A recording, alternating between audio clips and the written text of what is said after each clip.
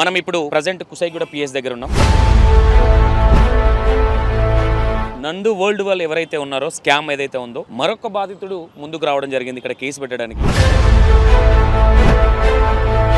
భయపడకుండా అందరూ బయటికి రావాలని కోరుతా ఉన్నాం. ఈ నందూస్ వరల్డ్ ఎటకారమైన వీడియోలు చేయడం కావచ్చు,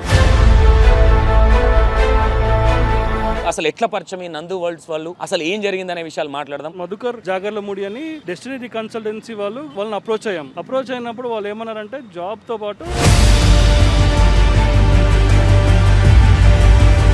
మీరు ఎప్పుడు వెళ్ళడం జరిగింది అక్కడికి, ఎప్పుడు ఎట్లా అప్రోచ్ అయ్యారు వీళ్ళని? మా 20 అప్రోచ్ అయ్యాక మేలో వాళ్ళకి ఫుల్ అమౌంట్ ఇచ్చాము. మేలో అమౌంట్ ఇచ్చాము, అప్పటి నుంచి వాళ్ళు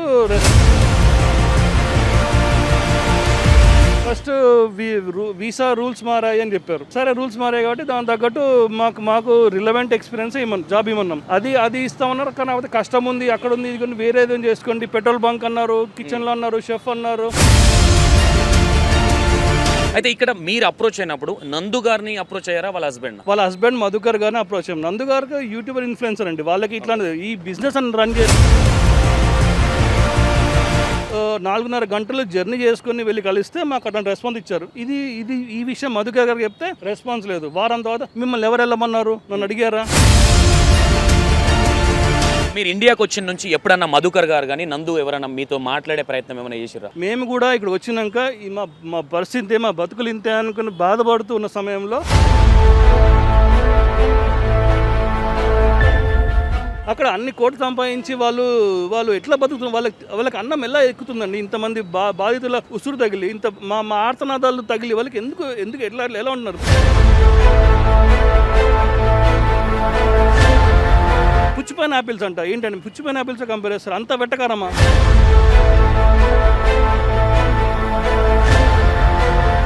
డిఫేమేషన్ చేస్తున్నారు అది అన్నారు. అసలు ఆమెకి ఏం సంబంధం? When she is not at all involved in these 7 companies of Madhukar.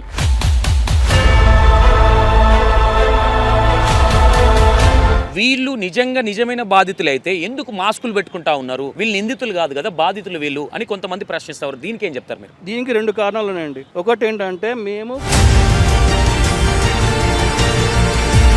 డబ్బులు తింటే తిను, కానీ మాకు పని చేసి పెట్టాలి కదా. డబ్బులు తిని మమ్మల్ని ఇంత బాధ పెట్టి మమ్మల్ని ఇండియాకి పంపించారు చేసి ఏం లాభం వచ్చింది? ఆ సాడిస్టిక్ బిహేవియర్ ఎందుకు? కాకపోతే కాదురా పైన అత పని కాదు, ఇట్లా అయిపోయింది. Hi hello, welcome to N6 TV. నేను మీ సంతోష్. మనం ఇప్పుడు ప్రజెంట్ కుసైగూడ పిఎస్ దగ్గర ఉన్నాం. ఏదైతే నందు వరల్డ్ వాళ్ళు ఎవరైతే ఉన్నారో స్కామ్ ఏదైతే ఉందో మరొక బాధితుడు ముందుకు రావడం జరిగింది ఇక్కడ కేసు పెట్టడానికి. బట్ 3-4 అవర్స్ నుంచి వెయిట్ చేస్తూ ఉన్నారు. మరి సీఎం బందోబస్తులో ఉన్నారు, డిపార్ట్మెంట్ అని చెప్తా ఉన్నారు. యాక్చువల్లీ ఇలాంటి ఎవరైతే బాధితులు ఉన్నారో, ఇంకా ఎవరైతే ఉన్నారో భయపడకుండా బయటికి రావాలని కోరుతా ఉన్నాం. ఎందుకంటే ఒకరొకరిగా కేసులు పెడతా ఉన్నారు. ఇప్పటివరకు నాకు తెలిసి ఒక 3-4 కేసులు అయినట్టు ఉన్నాయి. బట్ ఎవరైనా అంటే చాలామంది ఇక్కడ ఏం భయపడతా ఉన్నారంటే పరువు పోతుందని కావచ్చు, చాలామంది భయపడతా ఉన్నారు. భయపడకుండా అందరూ బయటికి రావాలని కోరుతా ఉన్నాం.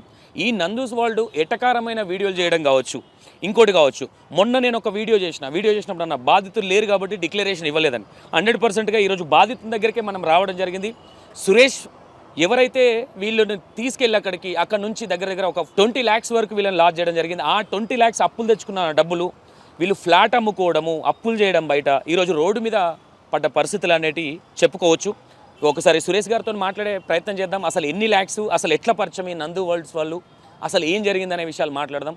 ఎందుకంటే 10 years వరకు యూకే వెళ్ళే చాయిస్ అనేది లేదు ఇప్పుడు సురేష్ గారికి. అసలు ఏం జరిగింది అనేది మాట్లాడే ప్రయత్నం చేద్దాం. అన్న నమస్తే. నమస్కారం అన్న. ఏం జరిగింది, ఏంది అసలు ఈ నందు వాళ్ళు మీకు ఎట్లా పరిచయం, ఏంటి అసలు? నమస్కారం అండి, నా పేరు సురేష్. మేము యూకేలో స్టూడెంట్ వీసా మీద వచ్చాము. తర్వాత ఎప్పుడైతే వీసా ఎక్స్టెన్షన్ కోసం సెర్చ్ చేసినప్పుడు నందూస్ వాళ్ళు మధుకర్ జాగర్లమూడి అని డెస్టినీ కన్సల్టెన్సీ వాళ్ళని అప్రోచ్ అయినప్పుడు వాళ్ళు ఏమన్నారంటే జాబ్తో పాటు సర్టిఫికేషన్ స్పాన్సర్షిప్ ఇస్తామన్నారు. ఎందుకంటే మేము వ్యాలిడ్ ఎక్స్పీరియన్స్ ఉంది, వ్యాలిడ్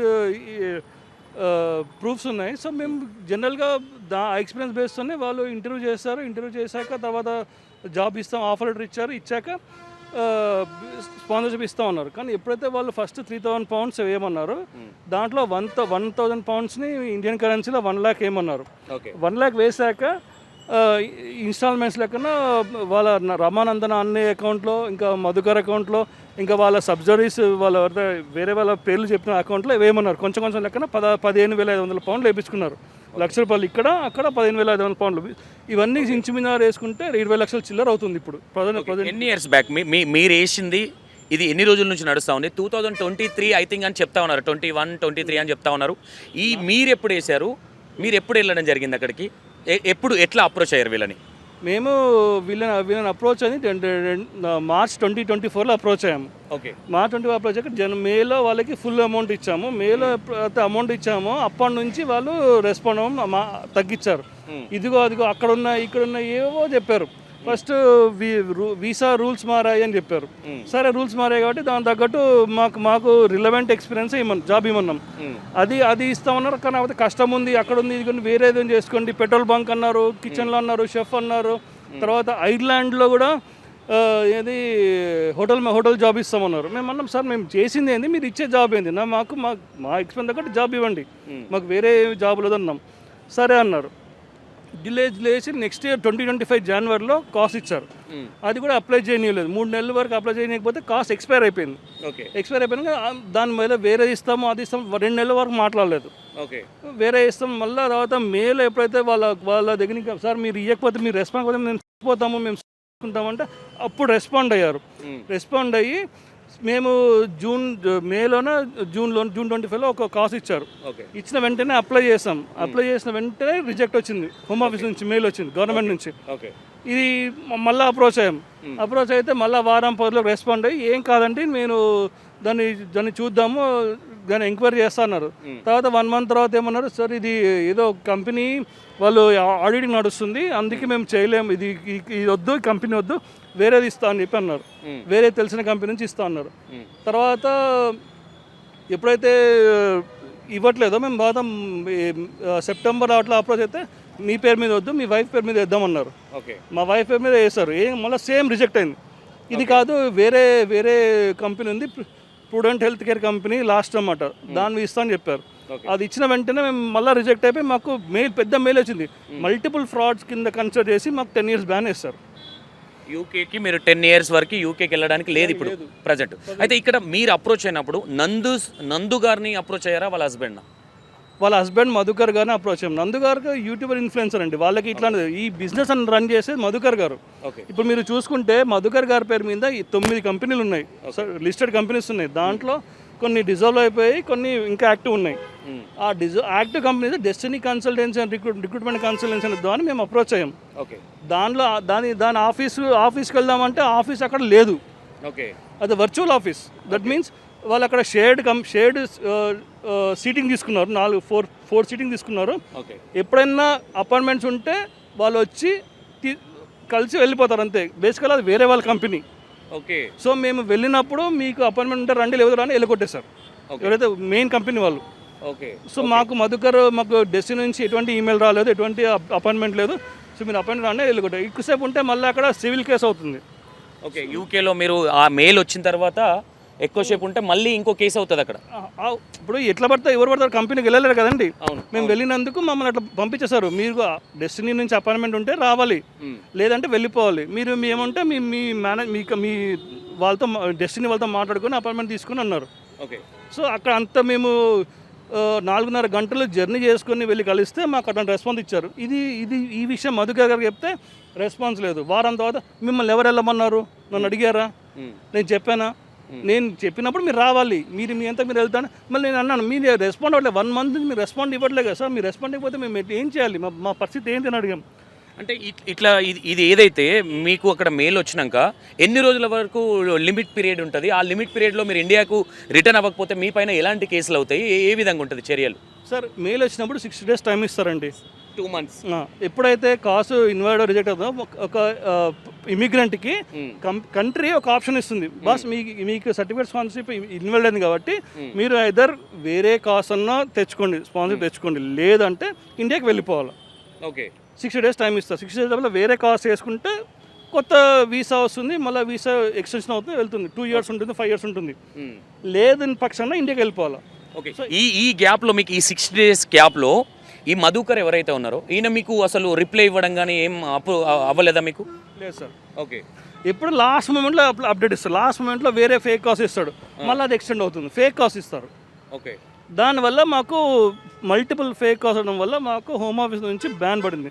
మీకు కావాలంటే ఆ ఈమెయిల్ చూపిస్తాను. ఓకే. ఇక్కడ ఫైనల్గా అంటే వాళ్ళ ఇంటెన్షన్ ఏంటంటే లాస్ట్ ఒక 10 days 5 days ముందు అప్రూచ్ అయ్యి మిమ్మల్ని ఎవరు వెళ్ళమన్నారు ఉంటే అయిపో కదా అనే విధంగా పోర్ట్రేషన్ చేస్తారనుకోవచ్చా వీళ్ళు? లేదు సార్, వీళ్ళు ఖచ్చితంగా వీళ్ళు తెలుసు అది ఫ్రాడ్ అని తెలుసు. మహా అంటే మహా వాళ్ళు కాంటాక్ట్లో ఉండరు. సో హోమ్ ఆఫీస్ నుంచి డిపోర్ట్ చేసేంత వరకు డ్రాగ్ చేసి లాస్ట్ మూమెంట్లో మేము ఇప్పుడు ఎట్లా అంటే ఒక చేపని ఒడ్డును తీసుకొని చేప ఏముంటుంది ఎగురుతుంది కదా, నీళ్ళలోకి వెళ్ళి చూస్తుంది. సో అట్లా మమ్మల్ని డిపోర్ట్ చేసేంత వరకు తెచ్చి మేము ఇండియాకి వెళ్ళిపోయేదాకా ఆగారు. ఇండియాకి వెళ్ళిపోయేంత వరకు మాకు రెస్పాండ్ కాలేదు. ఇండియాకి వచ్చిన తర్వాత మీకు మళ్ళీ రెస్పాన్స్ అయ్యారు? మొత్తానికి బ్లాక్. ఎందుకంటే యూకే ఇండియా నుంచి యూకే నెంబర్ చేయలేమని తెలుసు వాళ్ళకి. నెంబర్స్ మేము బ్లాక్ అయిపోయి ఉంటాయి. సో వాట్సాప్ నుంచి కాల్ చేసినా రెస్పాన్స్ లేదు. November 2025 నుంచి ఇప్పుడు దాకా మాకు మధుకర్ గారి నుంచి ఎనీ రెస్పాన్స్ లేదు. ఓకే. మీరు అంటే యూకే నుంచి ఇండియాకి వచ్చిన తర్వాత ఎన్ని రోజులకు మీరు మిమ్మల్ని ఎవరు వెళ్ళిపోమన్నారు ఇక్కడ నుంచి అని మాట్లాడే ప్రయత్నం చేశారు మధుకర్ గారు? లేదండి, మాతో అసలు మాకు లాస్ట్ మూమెంట్లో మాకు ఎప్పుడైతే మేము వెళ్ళిపోవాల్సి వచ్చిన చెప్పాం, సార్ మేము వెళ్ళిపోతున్నాం ఇండియాకి, మాకు పరిస్థితి బాగాలేదు, మా అమ్మగారు బాగాలేదు, నేను చెప్పినా కూడా ఆయన రెస్పాండ్ కాలేదు. మేము వెళ్ళిపోయాం. ఎందుకంటే హోమ్ ఆఫీస్ నుంచి మాకు డిపోర్ట్ చేస్తారు. 11 daysలో మేము రెస్పాండ్ కాకపోతే డిపోర్ట్ చేస్తారు. సో మేము కావాల్సిన డాక్యుమెంట్స్ సబ్మిట్ చేసి మేము వచ్చేసాం, ఇండియాకి వచ్చేసాం. ఇక వాళ్ళు వెళ్ళకొట్టేటప్పుడు మేమే వచ్చాం. ఎందుకంటే డిపోర్ట్ చేస్తే ఏంటంటే వేరే దేశానికి వెళ్ళి మాకు రిమార్క్ పడుతుంది. మా వీసాలో మా పాస్పోర్ట్లో స్టాంప్ పడుతుంది, రిమార్క్ పడుతుంది. ఒక రిమార్క్ ఉన్న క్యాండిడేట్ని ఏ కంట్రీ వాళ్ళు ఎందుకు తీసుకుంటారు? ఓకే. ఓకే. ఇప్పుడు మీరు ఇండియాకి వచ్చిన నుంచి ఎప్పుడన్నా మధుకర్ గారు కానీ నందు ఎవరన్నా మీతో మాట్లాడే ప్రయత్నం ఏమైనా చేసిరా? లేదు సార్, మేము ఎంత ట్రై చేసినా వాళ్ళు మాట్లాడలేదు. ఓకే. మేము కూడా ఇక్కడ వచ్చినాక మా పరిస్థితి మా బతుకులు ఇంతే అనుకుని బాధపడుతూ ఉన్న సమయంలో మా విక్టిమ్ బాధితుల సంఘం వాళ్ళు ఏర్పడి వాళ్ళు మాకు అప్రోచ్ అయ్యారు. మేము ఇట్లా అప్రోచ్ అయ్యి, సార్ మేము కూడా బాధితులమే, ఇట్లా నా పరిస్థితి అంటే వాళ్ళు సానుభూతి చూపించి, బాస్ మీకు ఏం కాదు బ్రదర్, మేము మీకు సాయం చేస్తాము, మీరు కంప్లీట్గా లీగల్ యాక్షన్ తీసుకోండి. వాళ్ళు చేసిన కష్టాన్ని చూపించి మేము ఇంతవరకు ప్రోగ్రెస్ చేసాము. మన ప్రోగ్రెస్ వల్ల ఇప్పుడు మధుకర్ జాగర్లముండి గారికి లుకౌట్ నోటీస్ వచ్చాయి. వాళ్ళ మీద యాక్షన్ తీసుకున్నాం. Criminal case, financial fraud, immigration fraud, labour modern slavery act కింద అన్ని కేసులు పెట్టవచ్చు అని చెప్పి లాయర్తో మాట్లాడిచ్చారు. సో లాయర్ గారు కూడా మాకు సపోర్ట్ ఉన్నారు. నేను ఇక్కడికి రావడానికి కారణం అంటే ధైర్యం చేసి రావడం అంటే ఈ బాధిత సంఘం వల్లనే వచ్చాను. వీళ్ళు ధైర్యంగా వచ్చాను. ఎందుకంటే నేను ఒక్కడిని ఏం చేయలేను. బాగా మధ్యతరగతి కుటుంబం వాళ్ళు అంత పెద్ద స్కామర్స్ని ఎట్లా తట్టుకోగలుగుతారు? ఓకే. ఇక్కడ ఫైనల్గా మీరు ఆల్రెడీ లాస్ అయిపోయినాం, రోడ్డున పడ్డాము, ఉన్న ఆస్తులు అమ్ముకున్నామని ఇంతకుముందు మీరు బాధపడుతుంటే చూసిన సందర్భం ఉంది. ఏం చెప్పాలనుకుంటా అంటే మీలాంటి బాధితులు కనీసం మీరు అమ్ముకోవడానికి ఏదన్నా ఉన్నాయి, కొంతమంది లేని వాళ్ళు కూడా ఉన్నట్టున్నారు. ఏ విధంగా చూడొచ్చు ఇది? అంటే ఇప్పుడు మీ పరిస్థితి ఏంటి అసలు? మా లైఫ్ మా కెరియర్ స్పాయిల్ అయిపోయింది కదా సార్. 10 years బ్యాన్ నేను కెరియర్ స్పాయిల్ అయిపోయింది. నేను 4 years యూకేలో ఉన్నాను. నేను 4 years యూకే ఎక్స్పీరియన్స్ అని ఇండియాలో పెట్టుకోలేను. ఓకే. నా కెరియర్ స్పాయిల్ అయిపోయింది. నాకు 10 years బ్యాన్ పడింది. ఫైనాన్షియల్గా 1.5 years స్ట్రగుల్ అయ్యి 30-40 లక్షలు అప్పు చేసుకుని వచ్చాను ఇండియా నుంచి. యూకే నుంచి ఇండియాకి అప్పు చేసుకుని వచ్చాను. దానివల్ల మా మదర్ది మా భార్యది గోల్డ్ తాకట్టు పెట్టాం. ఇప్పుడు ఈ మధ్య మాకు దానికి అప్పులు కట్టలేక మేము ల్యాండ్ అమ్ముకోవాల్సిన పరిస్థితి వస్తున్నది. ఓకే. ఇంత చేసిన వాడు అతను అక్కడ అన్ని కోట్లు సంపాదించి వాళ్ళు ఎట్లా బతుకుతున్నారు? వాళ్ళకి అన్నం ఎలా ఎక్కుతుందండి? ఇంతమంది బాధితుల ఉసురు తగిలి, ఇంత మా ఆర్తనాదాలు తగిలి వాళ్ళకి ఎందుకు ఎలా ఉంటున్నారు? మళ్ళీ వాళ్ళ పిల్లల్ని కూడా వీడియోలో లాగుతున్నారు. వాళ్ళు మనుషులేనా అసలు? వాళ్ళకి మానవత్వం ఉందా? కనికరం ఉందా అసలు? మళ్ళీ పుచ్చిపోయిన యాపిల్స్ అంట. ఏంటంటే పుచ్చిపోయిన యాపిల్స్ కంపేర్ చేస్తారు. అంత వెట్టకారమా? వాళ్ళకి 2 million followers ఉన్న బ్యాక్ డోర్ ఏంటండి? యూకేలో బ్యాక్ డోర్ కాన్సెప్టే లేదు అసలు. ఫస్ట్ ఆఫ్ ఆల్ వాళ్ళు ఎట్లా బ్యాక్ డోర్ అంటారు? యాక్చువల్లీ ఇక్కడ ఏం అంటే ఇక్కడ ఉన్న ప్రజలకి, ఇండియాలో ఉన్న నందూస్ వరల్డ్ ఛానల్ చూసే వాళ్ళకి ఇప్పుడు ఆమె మోటివేషన్ ఏ విధంగా ఉందంటే పెద్ద స్కామ్ జరిగిపోయింది అనే విధంగా కొంచెం పోర్ట్రేషన్, ఎటకారమైన పోర్ట్రేషన్ అనేది జరుగుతూ ఉన్నది ఇక్కడ. వాళ్ళ హస్బెండ్, వాళ్ళ పిల్లలు, ఆవిడ ఒక కెమెరా పెట్టుకొని అంటే ఇక్కడ ఎవరైతే బాధితులు ఉన్నారో వాళ్ళని ఎటకారంగా ఇంకా వాళ్ళ ఈగో అడ్ చేసే విధంగా చేశారని కొంతమంది చెప్తా ఉన్నారు. మీరు ఆ వీడియో చూసే ప్రయత్నం చేశారా? ఎప్పుడైనా చూసారా వీడియో? ఏమనిపించింది వీడియో చూసినప్పుడు మీకు?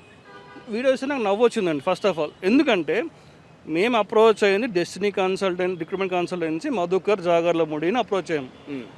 మేము బిజినెస్ పరంగా అప్రోచ్ అయ్యాము. మేము ఒక కన్సల్టెంట్కి వచ్చాము, వాళ్ళు మాకు వెండర్గా మాకు జాబ్ ఇప్పించాలి.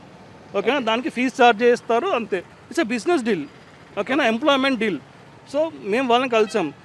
ఈ రామానందన అనేవారు పిక్చర్లో లేరు అసలు, మాకు అసలు ఆమె ఎవరో తెలియదు మాకు అసలు. ఎవరు? నందు. ఆమె ఇన్ఫ్లుయెన్సర్, ఆమె ఓకే. ఎప్పుడన్నా అలా హోటల్ కిచెన్ ఉందంట యూకేలో, ఎప్పుడన్నా వెళ్ళే ప్రయత్నం, కలిసే ప్రయత్నం చేశారు అక్కడ? నందు కిచెన్కి వెళ్ళామండి, అక్కడ కూడా మధుకర్ గారు ఉంటారు. నందు గారు ఎక్కడ కనపడరు. ఈ బ్యాక్ ఎండ్, బ్యాక్ డోర్ ఆమెనే అనుకుంటారు. బ్యాక్ ఎండ్ వాళ్ళు, ఎందుకంటే ఆమె పేరు మీద ఉంది కాబట్టి one of the director Madhukar గారు. ఓకేనా, మేము అప్రోచ్ అయింది మధుకర్ గారు, డబ్బులు ఇచ్చి మధుకర్ గారికి. ఓకేనా, యాక్చువల్లీ ఇట్లా అనుకోవచ్చా అంటే ఆమె ఇన్స్టా ఇన్ఫ్లుయెన్సర్ అంటే యూట్యూబర్ కాబట్టి, ఈ మధ్య సినిమాలు కూడా చేస్తుంది కాబట్టి, ఒక సెలబ్రిటీ హోదా ఉంది కాబట్టి రేపు పొద్దున నా పేరు వస్తుంది అన్న భయంతో ముందు ప్రీ ప్లాన్గా మిమ్మల్ని ఇట్లా స్కామ్ చేశారనుకోవచ్చా? లేదండి, ఎందుకంటే మేము మధుకర్ గారికి అప్రోచ్ అయ్యాం కాబట్టి ఆయనకి ఎటువంటి బ్యాక్గ్రౌండ్ లేదు. సో ఇప్పుడు వాళ్ళకున్న పవర్ఫుల్ బ్యాక్గ్రౌండ్ ఏంటి? నందన గారి ఇన్ఫ్లుయెన్స్, ఆమె influencer, she's an influencer, YouTuber and Instagram star. ఓకేనా, సో ఆమెకున్న ఫేమ్, పలుకుబడిని అతను వాడుకుంటున్నాడు, ఎందుకంటే చేసిన స్కామ్ అతను. ఓకేనా, అంటే బ్యాక్ ఎండ్లో ఆమె కూడా ఉన్నది, కానీ ఫ్రంట్ ఎండ్లో మధుకర్ ఉన్నారు. ఓకేనా, మేము ఇచ్చింది మధుకర్ గారికి. మేము ఎప్పుడూ మా గురించి మాట్లాడలేదు. మేము మధుకర్ గురించి ప్రశ్నిస్తున్నాం. ఇప్పుడు మధుకర్ని ప్రశ్నిస్తున్నాం, ఎందుకంటే డబ్బులు నీకు ఇచ్చాను, నువ్వు నాకు డబ్బులు జవాబారి, నా వీసాకి జవాబారి, నా బ్యాన్కి జవాబారి, నా డబ్బులు జవాబారి, నాకు జరిగిన అన్యాయానికి నువ్వే జవాబారి. కానీ అతన్ని పిక్చర్లో లేకుండా ఆమె ఎందుకు వస్తుంది? ఇంతకుముందు వీడియోలో వాళ్ళ లాయర్ చెప్పారు కదా, ఇది నందు గారికి సంబంధం లేదు, మధుకర్ గారు డైరెక్ట్ ఆమెకి ఎటువంటి సంబంధం లేదు అన్నప్పుడు ఆమె ఎందుకు పిక్చర్లోకి వస్తుంది? ఆమె ఎందుకు పుచ్చిపోయిన యాపిల్స్ అని వీడియో తీస్తుంది? ఆమె ఎందుకు మాకు ఎటువంటి కంపెనీస్ లేవు, మేము ఇండియాలో ఉన్న కొందరు మమ్మల్ని డిఫేమేషన్ చేస్తున్నారు అది అన్నారు? అసలు ఆమెకి ఏం సంబంధం? When she is not at all involve in these 7 companies of Madhukar, why she is getting involved in Instagram and YouTube? Okay, ఇక్కడ ఇంకో అంశం ఏంటంటే, ఈ బాధితులు ఎవరైతే ఉన్నారో వీళ్ళు నిజమైన బాధితులు అయితే ఎందుకు మాస్కులు పెట్టుకుంటా ఉన్నారు? వీళ్ళు నిందితులు కాదు కదా, బాధితులు వీళ్ళు అని కొంతమంది ప్రశ్నిస్తారు. దీనికి ఏం చెప్తారు మీరు? సార్, దీనికి 2 కారణాలు ఉన్నాయండి. ఒకటి ఏంటంటే, మేము మధ్యతరగతులం గుట్టుగా బతికే వాళ్ళం. 10 మందిలో మేము ఇట్లా ఛాతీ ఎగరేసుకొని మేము మోసపోయామని చెప్పుకోలేము. అదే సినిమాలో చూసారా, బ్రహ్మానందంది పోయా మోసం అన్నారు చూసారా, అలా మేము చెప్పుకోలేము. ఎందుకంటే బాధ్యత నలుగురిలో పరువు ఉంటుంది. మేము 20 ఇన్నేళ్ళ నుంచి మేము జాబ్ చేస్తూ ఇండియాలో ఒక మేనేజర్ పొజిషన్లో బతికినోడిని యూకేకి ఎందుకు వెళ్తారు? ఇంకా 4 రాళ్ళు సంపాదించుకొని ఫ్యూచర్లో రిటైర్మెంట్ లైఫ్ సెటిల్ చేసుకుందామని వెళ్తారు. అట్లాంటి వాళ్ళము అక్కడ వీళ్ళ ద్వారా మోసపోయామని చెప్పేసి ఇంత అప్పు చేసి ఇండియాకు స్వదేశానికి వస్తే, సొంత ఊరికి వస్తే నలుగురిలో ఏముంటుంది? మేమున్న చుట్టుపక్కల ఏమంటారు?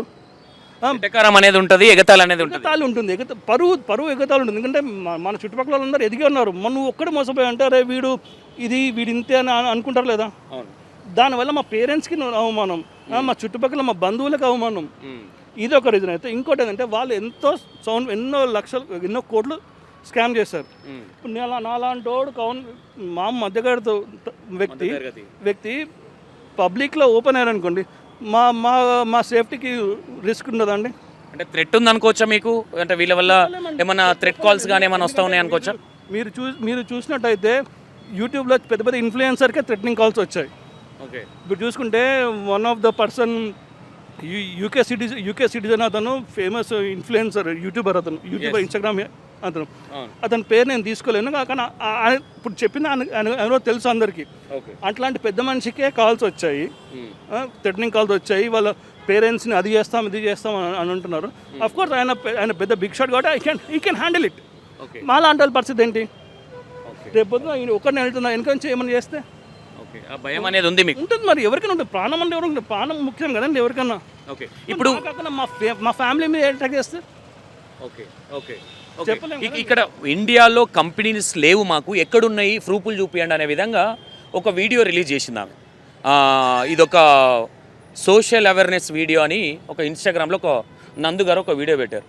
మీరన్న పాయింట్ కూడా కరెక్టే, మీకు సంబంధం లేనప్పుడు మీరెందుకు ఇన్వాల్వ్ అవుతున్నారు అనే పాయింట్ కరెక్టే. నిజంగా ఆమె ఇన్వాల్వ్ అవుతున్నారు కాబట్టి బాధితులు మాట్లాడుతున్నారు అనుకోవచ్చు. ఇక్కడ ఇంకో విషయం ఏంటంటే, ఇక్కడ మేజర్గా ఇప్పుడు నందు ఎవరైతే ఉన్నారో, మాకు అసలు ఇండియాలో కంపెనీస్ లేవంటున్నారు, కానీ గూగుల్లో కానీ దాంట్లో కొడితే కంపెనీస్ ఇండియాలో ఉన్నట్టు చూపిస్తూ ఉన్నది. ఇది అంటే మీరు ఇండియాలో చూసి వెళ్ళారా, యూకేలో చూసి వెళ్ళారా? మేము యూకేలో చూసి వెళ్ళాం, పరిచయం యూకేలో.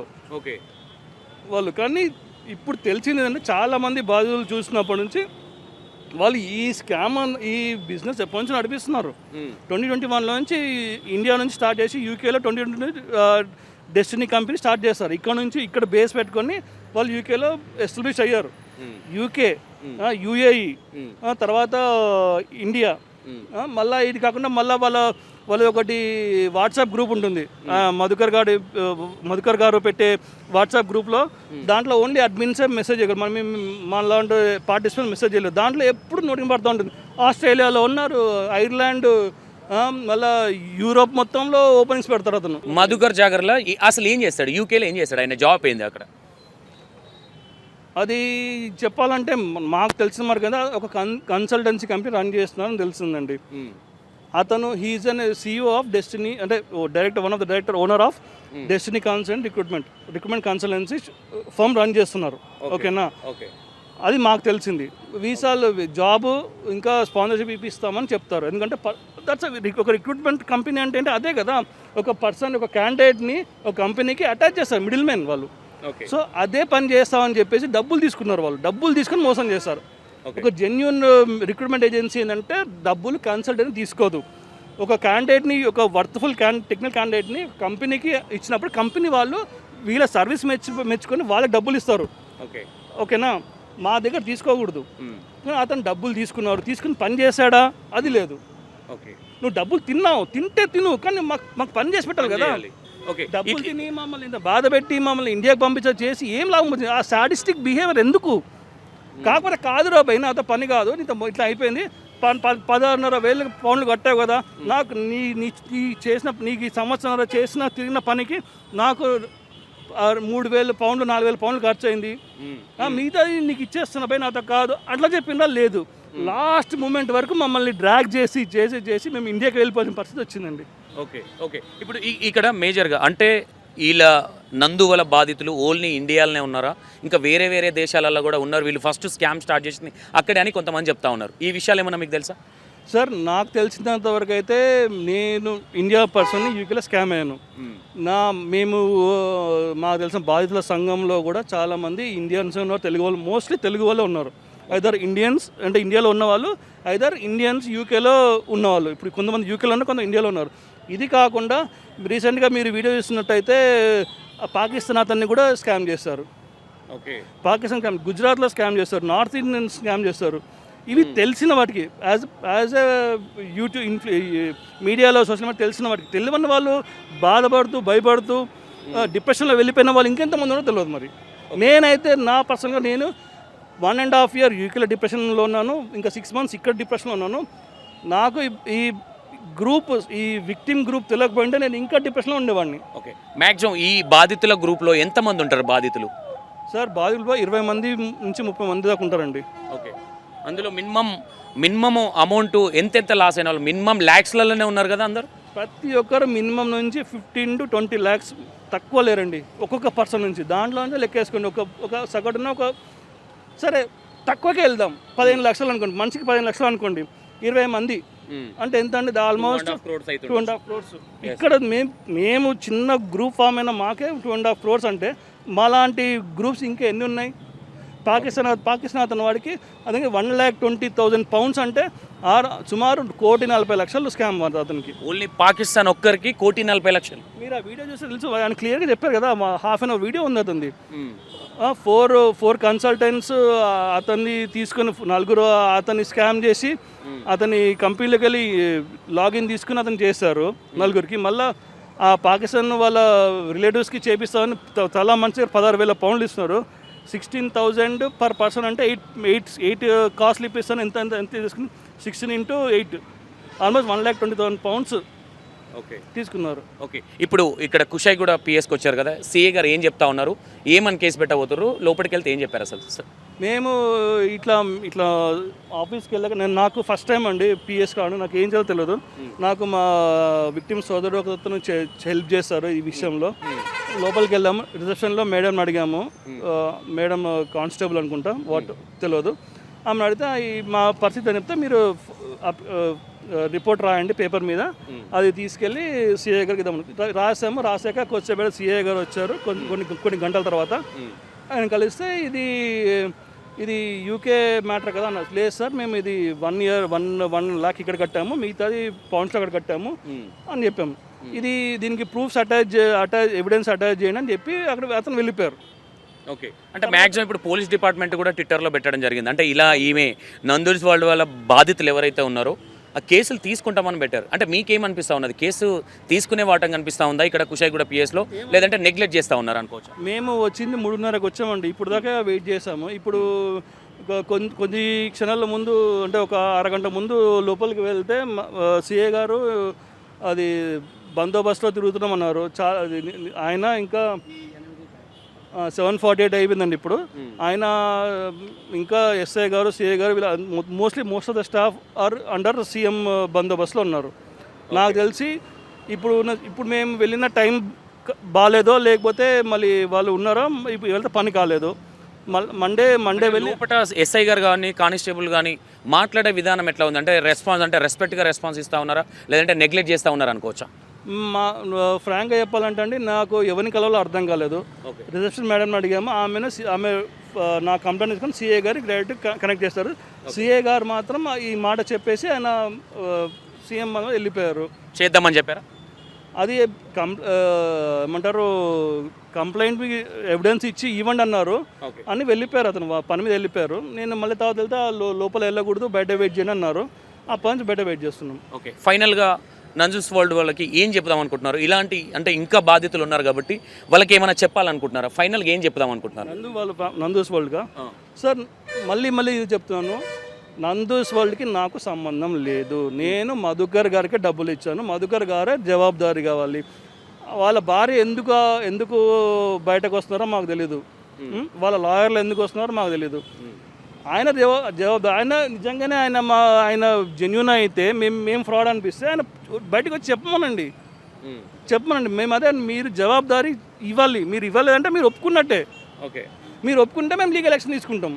అబ్బాయి మేము లీగల్ యాక్షన్ తీసుకుంటాం. దాన్ని బట్టి ఇప్పుడు మేము మా తరఫున మేము కేసేస్తాము, మీ తరఫున మీరు కేసేయండి. తెలుస్తుంది, ఫ్యాక్ట్స్ తెలుస్తుంది కదా. ఫ్యాక్ట్స్ ఎవరు పక్కన వాళ్ళకి నిజాలు.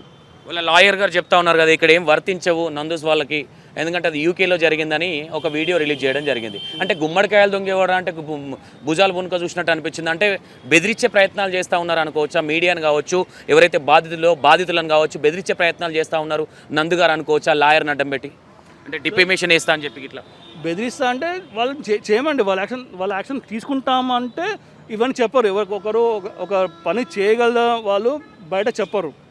వాళ్ళు చెప్తున్నారంటేనే వాళ్ళ దగ్గర ప్రూఫ్స్ లేవని బయట పైపైన బెదిరిస్తున్నారు. అది అంటారు చూసారా, అరిచే మేఘాలు కురవ అన్నట్టు.